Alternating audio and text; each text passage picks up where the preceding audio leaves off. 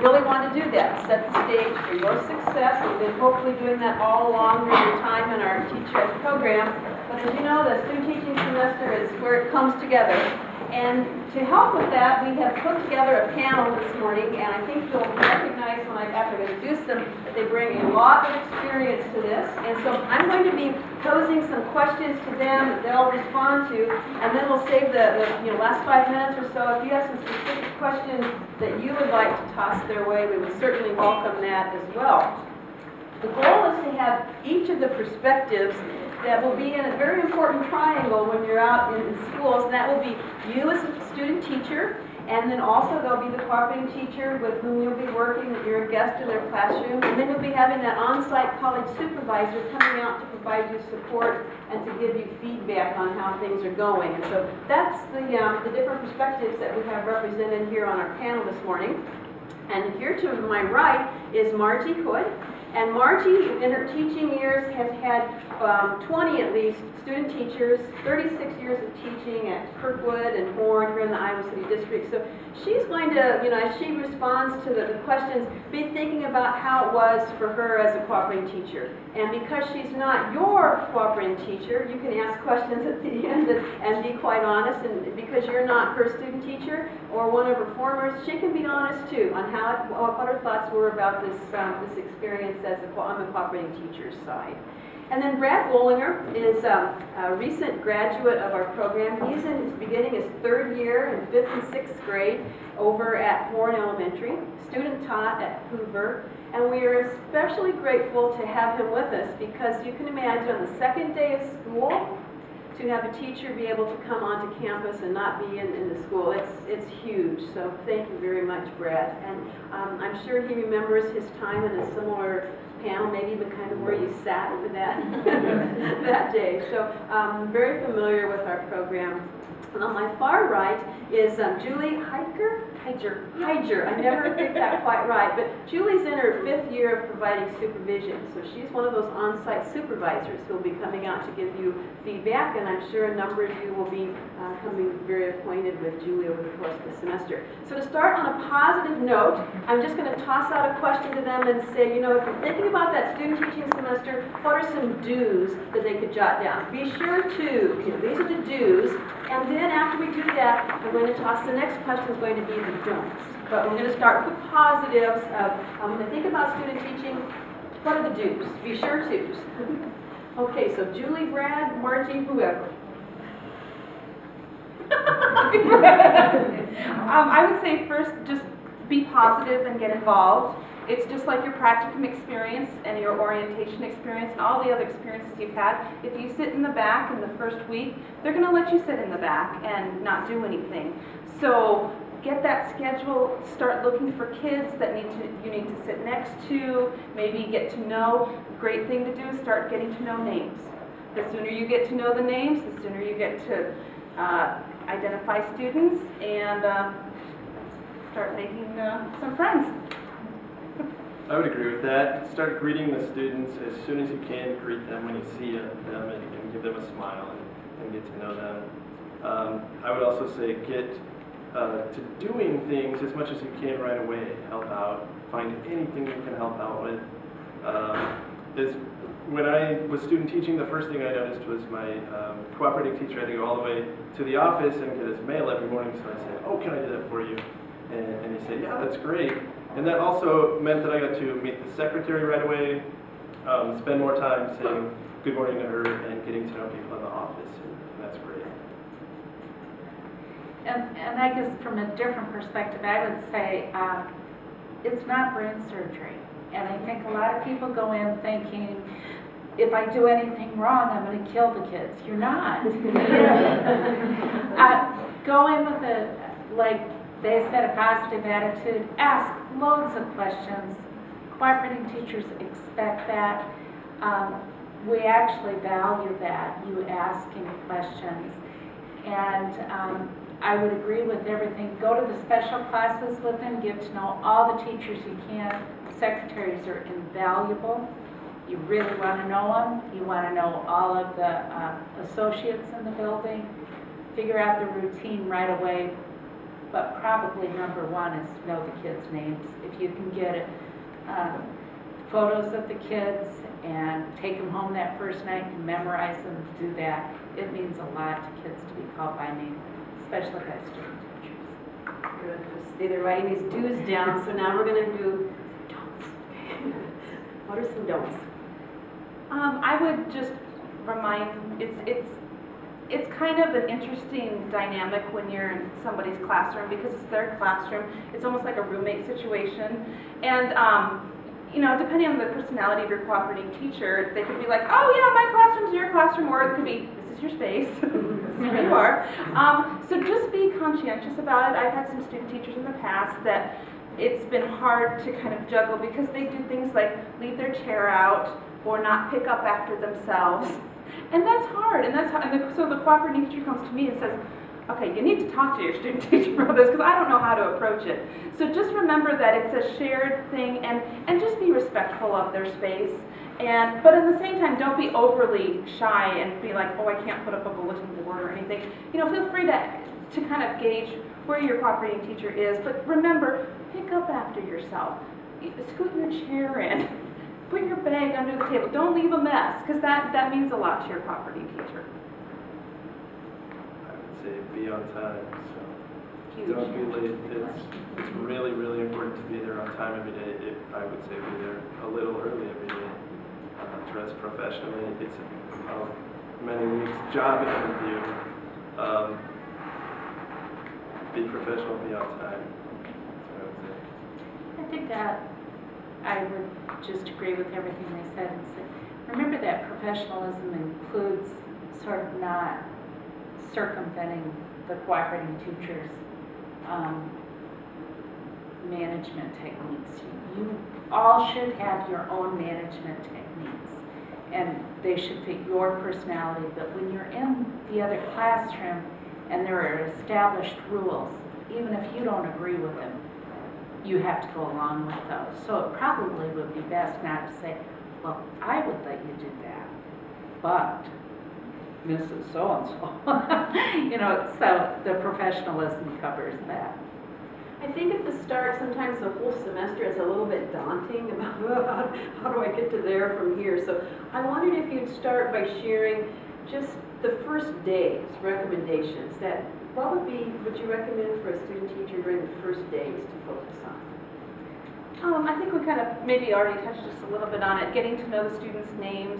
The secretary and janitors should become your best friends. Bake them cookies, bribe them. No. Those are some of the most important people in your building. Get to know them and get to know the routine of the school. Find your way around. I would say take note of routines. When you student teach, you miss those first few days when the teacher is with the class and teaches them expectations for everything. Lining up, when to talk, when not to talk, how to make your lunch choice, everything. And that's something that as a teacher you have to decide and you have to teach it, so pay attention to routines and if you have a chance, ask your teacher how they taught those routines. I agree with all of that. And I also say you really jot down questions. Write all kinds of questions down. You may not ask all of those questions. They may be answered over the course of the day. But when you see the cooperating teacher say something to them and you don't know what that signal means, make sure you write down and find out what is this prompt for? What are we trying to accomplish? You may feel as though you've already spoken to this, but just in case you had something else to add. So that's the first stage, your recommendation, your do's, your don'ts. And then I'm wanting to have you touch on this, and I think you maybe perhaps already have, but feel free to add more, we can just move on. And that is, as a guest in someone else's classroom and the reality that it's a student teacher, what about classroom management and procedural tips? Do you have any recommendations beyond what has already come up that you might toss out? Just observe what the teacher does and what he or she does, and ask questions about why do you do it this way, and that's okay to ask why, because you need to know, because you're going to be having your own classroom hopefully in a year, so or sooner. Yeah, ask them, certainly, so that you know exactly what you should be doing. And then I would say one thing that helped me is to remember to tell a student what your next step is going to be, so that you don't blitz any students with any classroom management things. They can feel ambushed. Whereas a student teacher, I was trying to avoid it for a little bit so that I didn't have to redirect somebody. And then I'd say, okay, now I need to, and they felt ambushed. So just be open and tell them, if you keep doing this, I'm going to need to do this. And I think when you see them needing redirection, it's natural for you to give it. If you don't, even from the beginning, they're not going to see you in a teacher role. So if you know that they are to be quiet when they're in line and they're talking, you've all got a teacher eye by now. You can just give them the eye. You don't necessarily have to say anything to them. But let them know that you're on, you're there to help them, but you're also an authority figure, and you need to come across as that pretty early on. And you're lucky when you're starting. You're starting in the fall, and you're starting with the kids. Student teachers who do it in the spring have a disadvantage in which they're starting in the middle, and they haven't seen all these procedures. So I would also say, just make sure you're not there to be their friend. Just get over that. I wanted to bring up a topic too that some of you might have in the back of your mind and wondering how this plays out, because it can be a little awkward, and I think if we have their input on that, and having worked with so many student teachers over the years, and that is the reality that someone's going to be coming out to provide you feedback. That's college supervisor, and I wanted you to share ideas you have for them for preparing for that experience and working through that reality, but also preparing their students, the students with whom they'll be working, for the reality that a supervisor will be coming in periodically to visit. I always tell my student teachers, just tell your class that your teacher is going to come in and watch you. Say, my teacher, Ms. Hydra, is going to be coming to watch me. She's not going to watch what you're doing. It's not about you. This is to help me become a better teacher. And so if you refer to me as your teacher, although I know that's not really what I am, they get that. And then they're really funny when they see me. They're like, oh, you're Miss Bill, the teacher. They'll come up and give you a little feedback on you. She's doing a really good job. Thanks for the input. I'll write that down. The first few observations are pretty simple, just like practicum. We just want to see an introduction, something basic. It doesn't need to be a huge hour-long lesson. We just want to see how you're interacting with the kids, touch base, how are questions, how are you fitting in, routines, anything that might be coming up. And we're also here as a big support and cheerleader for the e-portfolio. So realize that we're here to help you with that as well. Yeah, so let them know that somebody's coming in to observe, and that they're pretty used to people coming into the classroom, so I don't think it causes too much of a disruption, but letting them know is good. And if you can actually tell them today during social studies, or today during math, it's less of a disruption than if they just know sometime that teacher is coming. If you can give them a specific of when the teacher's coming, I think that's a help also. I think that this would be something on your mind too that they could help us with as a panel, and that is in your coursework. It's so scripted that you will do this lesson and you will teach this lesson at this certain time, and that you'll be teaching it to your peers.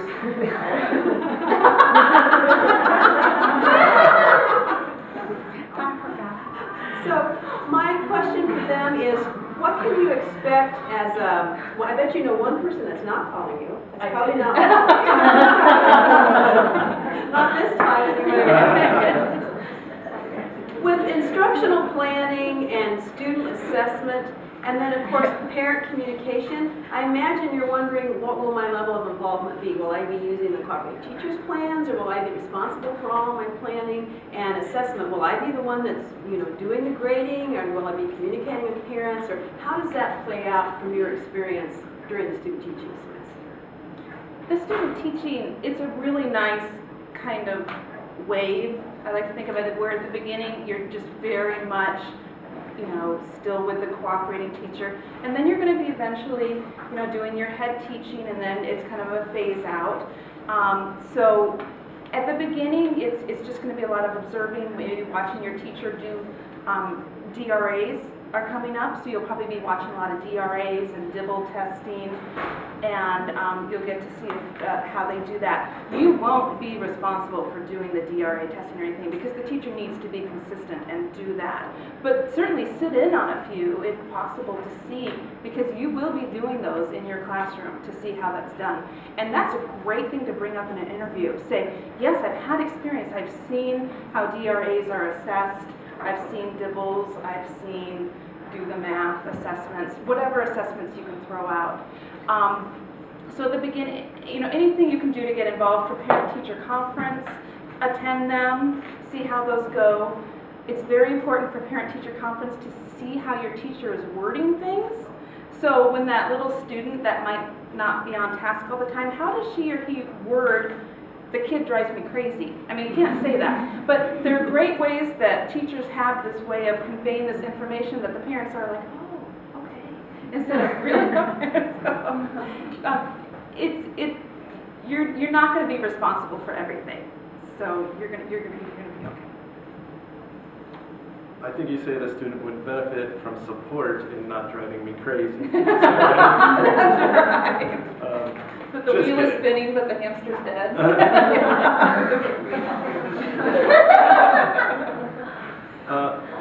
Planning, I would say that any teacher, cooperating teacher is going to let you get involved as soon as you're comfortable. So if you have small things that you practiced in your practicum or in your classes, a 5-minute activity even that doesn't have to be a full-blown lesson, then get involved and do that as soon as possible. And just communicate with your cooperating teacher about that. I totally agree with everything you've said. Perfect, that's great. Well, my next question then has to do with, I'm going to split this a little bit, but I'm going to have Brad speak to the job search after the successful student teaching. How does that really play out? This afternoon we'll be focusing on career services. We'll be talking with them about some do's and don'ts, how to do with that. So I think your personal experience and your ideas will be helpful. But just before that, I wanted to have both Margie and Julie reflect a bit on when you think of student teaching and all the student teachers with whom we've worked, which is a fair number, what in your mind differentiates that highly effective candidate in your letter of recommendation and in your phone references that you provide time and time again, as opposed to just the marginal candidate? That yes, it was a successful student teaching, but it was not that exceptional candidate. What differentiates those? I think being prepared. I still remember to this day a student teacher, when we got to midterm, didn't have her midterm completed. So our cooperating teacher and I were sitting there and actually waited for her to fill out her midterm while we were sitting. So be prepared. Know what's coming up. That's very important, because that's one of the questions principals ask me. How prepared were they? Did they come on time? Did they dress professionally? Did they get involved? How was their interaction with the students and the parents? So all those things are very important. And just remember that I think the thing that I think of for my really exceptional students is that they really loved what they did. And you could tell. And they weren't always the exceptional ones at the beginning. So don't worry. Don't think you have to be, you know, if you're not like, oh, I don't know if I'm getting this. There were tears at the beginning. I think of one of my student teachers who was just phenomenal. We had a few crying episodes, you know, when we conference, which happens a lot, so don't worry. But she's like, I don't know if I can do this. So if you have those moments, don't think, okay, this is not for me. Everyone has those moments, but just she really did so well as she progressed and was involved and thought and brought in a lot of things. Her cooperative teacher was so impressed. She brought in PowerPoint, or not, Smartboard. You know Smartboard? That's going to be a really good thing to know. So she brought in a lot of things to add to her lesson using Smartboard. She just really got involved and thought of some creative ideas to bring, because the cooperating teacher, that's why they want you there, because they want to learn as much as you are there to learn as well. So they want to learn from you. So if there's something in your classroom or something that you can bring to the experience, whether it be your unit that you make, whether it be your smart board or technology things you bring in, those are all going to be beneficial and things that we're going to remember about you that we can tell a prospective principal. I would say the number one thing I think makes the standout student teacher over the good student teacher is passion. And that is a passion for children, understanding that they are children, they're not many adults, they're kids. And I really admire organization, don't personally have a lot of it, so that's why I always liked my student teachers to be organized. But preparedness to me is key. You have to have that. Organization is great, and it'll make your life easier. I hope you can surpass many teachers in that regard. Some of it is time management. If you're well organized, your time management is easier to keep under control than if you're disorganized. So it is a really good thing to have. But if somebody were calling me and talking about my student teachers, which ones would you most highly recommend? It would be the ones that had the most passion, the most love for children, and were the best team players, that worked well with the other teachers, that were cooperative with other grade levels, that helped if there was a ice cream social or a back to school night, that they were there volunteering to hand out pamphlets, and that will take that extra step. Okay, so that's what the cooperating teacher and the supervisor are going to be saying about you as candidates. What's the real scoop on the job search then, Brad? The real scoop is that if you want to get a job in Iowa City, it's really competitive. There are a lot of great teachers that come out of this program, for example. And so people sometimes will say, I think if you get a job here, you're lucky. That's great, you were really lucky to get a job. But you have to remember that you make your own luck starting today. You need to meet people, show what your guiding principles are. Like Margie said that you should be passionate. You don't have to do everything perfectly. You need to get out there and do it as much as you can. And your guiding principles will show through, even if everything you do isn't perfect. So what happened for me is that I did the mock interview through this program, and I practiced for it like it was a real interview, and I did it with an administrator from the district. And it went well, and I got to know her. And then the weekend before school started, a job popped up that was available, and I applied for it right away, and it was that same administrator, and she needed a teacher like now for the following Monday, and I had already interviewed with her. So we did an interview, of course, but it was so great. It was ready to go, and I got the job, and you could say it was luck, but you have to make your own luck. Nice. Nice wrap on that. Questions that you have for these three? You're heading out, maybe you already have been in your school. If you're in Iowa City, we certainly hope so. I know some of the rest of you have too. But what questions might you have for Margie, Brad, and Julie? Yes. This question is probably for Margie. I'm curious if cooperating teachers get, like, if this is something they want to be doing, if they feel like you're tagging along, or if they're feeling like they want you there, or if you're kind of, they have a lot going on, they have a lot of kids that they're working with, and how they kind of feel about you being a part of that. How it all works as far as signing up for it and whatnot. Well, remember, we aren't forced to take student teachers. Right. It is never, we need you to take this student teacher. Sometimes you're asked, we have somebody we'd like to place with you, would you consider that? But at the beginning, even though you're working very hard, you're a lot of work for a cooperating teacher, because essentially you're teaching two classes. You're teaching the class with the 25 kids in it, and every time they go to music or lunch, you are talking nonstop to your student teacher and trying to trying to give them bits of knowledge. As the semester goes on, and probably for most people by week 4 or 5, it becomes a much more partnership of learning, and you're both learning from the other for the majority of the semester, I think. Hopefully your cooperating teachers are really enthusiastic and want you there, and I think that's the vast majority of them. You are entering in a stressful time, the beginning of the school year. It's also lucky for you. You really, even though you missed maybe a day or two, you are seeing the setup and the development of a sense of community by being there at the beginning of the year. Second semester is easier for cooperating teachers, but I don't think it's beneficial to student teachers as first semester. Other questions? Yes, Mike. I guess this is for really anybody, but what have you done with your student teachers or as a student teacher as far as staying after, like, because we've all really just been given like a general time. How do you kind of figure out what's appropriate for, I don't know, your after the classroom? Do you wait, should you always wait to leave with the teacher, or? I would say yes unless they tell you to get out of there. And I mean, at the beginning, they're going to say, oh, go home. You know, you don't need to be here.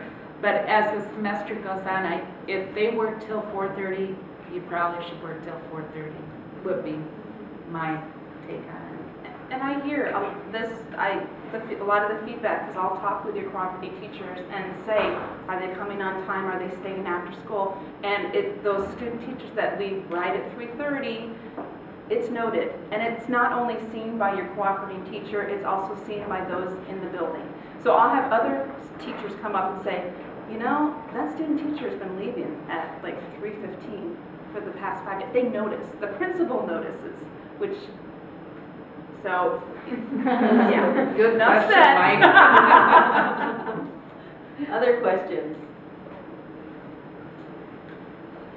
You have been so attentive, and I know it's been a big morning, and we have more in store for you this afternoon, so thank you for your attentiveness, and if you'd help me in thanking our panelists.